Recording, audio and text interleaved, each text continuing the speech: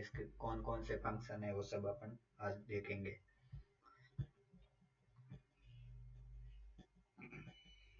तो what you will learn, आज हम क्या पढ़ेंगे, what is Linux use, cool future of Linux, basic file system of Linux, basic Linux command. आज अपने चार टॉपिक है लिनक्स के बारे में। व्हाट इज लिनक्स, लिनक्स क्या है। फर्स्ट तो लिनक्स एक ओपन सोर्स ऑपरेटिंग सिस्टम है। सेकंड फ्री टू यूज है, मतलब एक तो फ्री यूज है और एक ओपन सोर्स है। ओपन सोर्स कोड और मॉडिफाई, अपना लिनक्स के जो भी कोड है उसको अपन मॉडिफाई करके अपने हिसाब से बना सकते हैं। अगर मैं चाहूँ तो लिनक्स में अगर मुझे प्रोग्रामिंग आती है तो मैं लिनक्स के कोड में चेंज करके उसको नया मॉडिफाई करके बना के मैं उसको सेल भी कर सकता हूँ। फिर basic based on Linux kernel, Linux है जो कर्नल पे बेस है। और लिनक्स कब लॉन्च हुआ था, सितंबर 17 1991 में लिनक्स टोरवर्ल्ड ने किया था।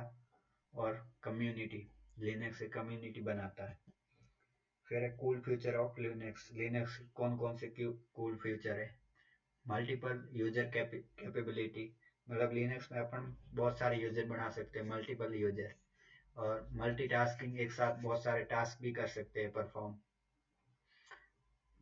पोर्टेबिलिटी और सिक्योरिटी, मतलब क्योंकि ज़्यादातर लोग जो विंडो यूज करते हैं तो ज़्यादातर अटैक विंडो पे होते हैं, लिनक्स पे बहुत कम यूज अटैक होते हैं, तो सिक्योरिटी भी ज़्यादा है। इसको हम लाइव सीडी या यूएसबी में भी बूट कर सकते हैं। ग्राफिकल यूजर इंटरफेस है इसका, लिनक्स का एप्लीकेशन सपोर्ट करता है। जैसे विंडो में एप्लीकेशन चला सकते हैं वैसे लिनक्स भी अपना एप्लीकेशन चला सकते हैं। फाइल सिस्टम है विंडो की तरह ही तरह, और ओपन सोर्स है, बिल्कुल फ्री और ओपन सोर्स है, मेन बात ये है।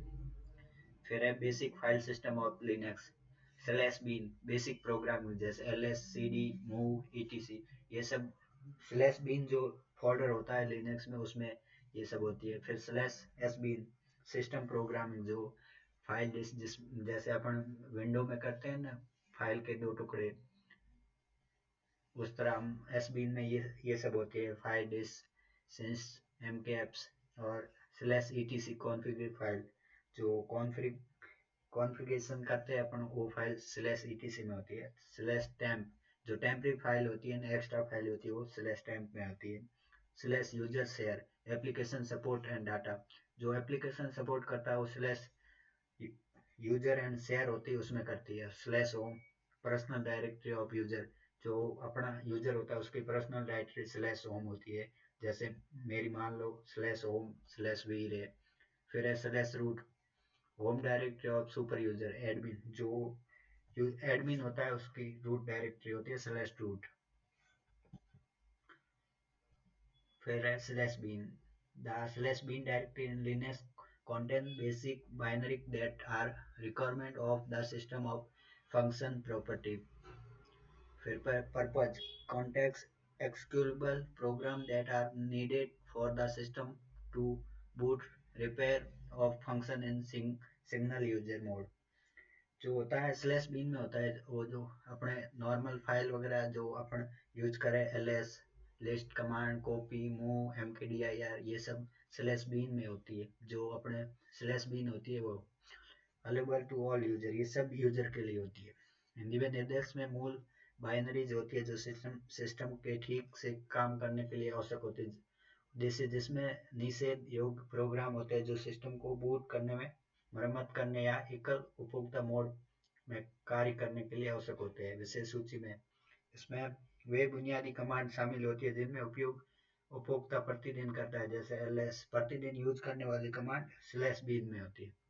स्लैश बिन में सभी उपभोक्ताओं के लिए उपलब्ध होती है, सभी के लिए अवेलेबल होती है। फिर है slash sbin, sbin in Linux, the slash sbin directory is a subdirectory of the root directory that contain executable program primary of system administrative, the name sbin in short for system binary, ये मतलब इसकी full form है system binary। There are some thing to know about the sbin directory. Purpose, the sbin directory contain program that are used for system maintain management tasks such as booting, restarting, recalling, and replacing the system. Who can use the program? The program in the SBIN directory are usually only exclusive by root user. ये जो SBIN होता है जो only for root user use कर सकता है. जो root user हो गया या एडमिन हो गया वही नॉर्मल यूजर पे अपन इसको एक्सेस नहीं कर सकते. Local path in the local in the path environment variable. The slash bin directory is not in the path environment variable by default for ordinary user. Other directory for system administrator program. Other directories for system administrator program include user slash user slash sbin and slash user local slash sbin. Same example for जैसे router हो गया, ई boot हो गया, MC हो गया, जैसे अपन window पे जैसे पार्टीशन करते हैं ना, जैसे अपने पास सी ड्राइव होती है, फिर अपन उसके पार्टीशन करके डी ई कितनी भी बना सकते हैं. उसी प्रकार जो भी लिनक्स में जो पार्टीशन कर सकते हैं वो हम एस बीन में कर सकते हैं. बेसिक लिनक्स कमांड, वैसे अपन ने कल देखा ही था बेसिक लिनक्स कमांड, फिर भी आज अपन कुछ देख लेते हैं. जैसे हेल्प हो गया, show your basic command and their use. कोई भी अपन को कमांड किसी भी टूल के बारे में अपन को पता नहीं है तो अपन उसकी हेल्प चेक करके देख सकते हैं कि कौन कौन सी उसकी हेल्प है, कौन सा फंक्शन कहाँ पे यूज होगा. फिर है man show your complete manual of that command for program. जो अपने प्रोग्राम है उनको कंप्लीट मैनुअली देखने के लिए हम मैन का यूज करें. फिर ls जो अपन ने कल देखी थी, list all the folder and file of directory. जो अपने सिस्टम पे जो भी फाइल और फोल्डर होते हैं उसकी डायरेक्टरी अपने ls से चेक करते हैं. फिर cd change directory folder to another, किसी दूसरे फोल्डर में जाना होता है तो हम फिर cd से जाते हैं. फिर pwd प्रिंट वर्किंग डायरेक्टरी, जो कौन से हम कहाँ पे वो चेक करने के लिए अपन pw का यूज करते हैं. फिर लिनक्स कमांड mkdir, जो अपन ने कल प्रैक्टिकल किया था पैरेट में, जो mkdir फोल्डर का नाम न्यू फोल्डर बनाने के लिए अपन mkdir का यूज करते हैं. फिर टच कमांड जो फाइल बनाने के लिए यूज करते हैं. फिर है rmdir, जो फोल्डर कोई भी अपन को फोल्डर डिलीट करना होता है तो rmdir प्लस फोल्डर का नाम लिख के उसको डिलीट कर सकते हैं. फिर नैनो से अपन कोई भी फाइल एडिट कर सकते हैं. फिर कैट कमांड जिससे अपन फाइल ओपन कर सकते हैं. ये सब मतलब अपन ने कल प्रैक्टिकल देखे थे, आज थ्योरिकल पढ़ा देता. फिर है सीपी और फाइल का नाम. कोई फाइल अगर अपन को कॉपी करनी है तो सीपी लिख के फिर फाइल का नाम फिर लोकेशन. फिर है आरएम फाइल का नाम. रिमूव, कोई भी फाइल अपन को रिमूव करनी होती है तो अपन आरएम लिख के फिर उस फाइल का नाम लिख सकते हैं. ये अब आगे एक बार और अपन प्रैक्टिकल देख लेंगे. फिर rm-rf फोल्डर का नाम. अगर कोई फोल्डर डिलीट करना होता है तो अपन rm-rf लगा के फोल्डर डिलीट कर सकते हैं.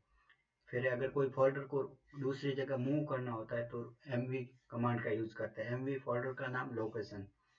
फिर mv अगर किसी फोल्डर का रीनाम करना होता है तो mv कमांड से ही कर सकते हैं. mv फोल्डर का नाम सेम उसी लोकेशन पे और न्यू जो नाम देना होता है वो लिख सकते हैं. फिर ये शॉर्टकट की, अगर अपन को लिनक्स में टर्मिनल पे कोई चीज़ कॉपी करनी होती है तो control plus shift plus C, और पेस्ट करनी है तो control plus shift plus V, और टर्मिनल क्लियर करना होता है तो शॉर्ट में टर्मिनल खोलने की शॉर्टकट की है अल्ट प्लस टी. फिर sud sudo सुपर यूजर के परमिशन. तो अगर अपन नया फोल्डर बनाते हैं उसके लिए mkdir फोल्डर का नाम, जैसे टेस्ट नाम का मैंने फोल्डर बनाया, ls किया लिस्ट ऑफ डायरेक्ट, तो ये मेरा टेस्ट नाम का फोल्डर बन गया. अब इसको ओपन करने के लिए मैं cd test cd change directory, ये मैं इसमें आ गया. ls इसमें कुछ नहीं है. इससे बाहर जाना है तो cd स्पेस डबल डॉट, इससे मैं बाहर आ गया. इसको रिमूव करना है तो rm-rf और फोल्डर का नाम, ये फोल्डर डिलीट. और अगर कोई मुझे फाइल बनानी है तो उसके लिए टच कमांड है, टच और टेस्ट. ये मैंने फाइल बनाई ls, ये फाइल बन गई. और इसको डिलीट करनी है तो rm और फाइल का नाम ये डिलीट। और मान लो मैंने एक फोल्डर बनाया mkdir टेस्ट, इसको मैंने ओपन किया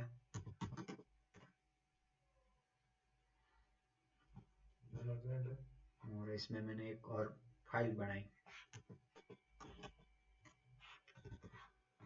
टेस्ट कमांड से, ये मैंने फाइल बनाई। अब मुझे इसको कॉपी करना है तो cp फाइल का नाम और पाथ, मुझे इसको करना है /home/vir, ये यहाँ पे आ गई, कॉपी हुई है। तो मैं बाहर आया, इधर देखो ये आ गई। मुझे इसको डिलीट करना है तो वही rm टेस्ट डिलीट, ये यहाँ से डिलीट हो गई। तो मुझे टेस्ट फाइल में अभी भी अपने पड़ी है क्योंकि अपन ने कॉपी की थी, और इसको मूव करनी है तो mv कमांड फिर टेस्ट और पाथ, ये मूव हो गया, अब खाली हो गया। मूव करने से यहाँ से कट होके वहाँ पे जाकर पेस्ट हो गई, ये ls ये आ गई। अब मुझे इसको डिलीट करना है तो rm टेस्ट डिलीट, और फाइल को डिलीट करना है तो rm dir, फोल्डर को डिलीट करना है तो rm dir और फोल्डर का नाम।